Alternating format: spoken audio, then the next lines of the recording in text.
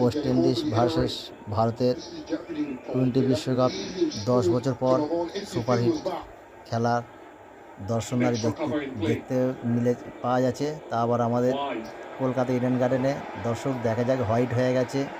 প্রথম শুরুয়াত খুব ভালো, 1 ওভারে 1 বলে 10 রান সংগ্রহ করেছে আমাদের ভারত, অর্থাৎ সঞ্জু স্যামসন। এখনও পর্যন্ত এই ম্যাচটা পুরোটাই খোলা।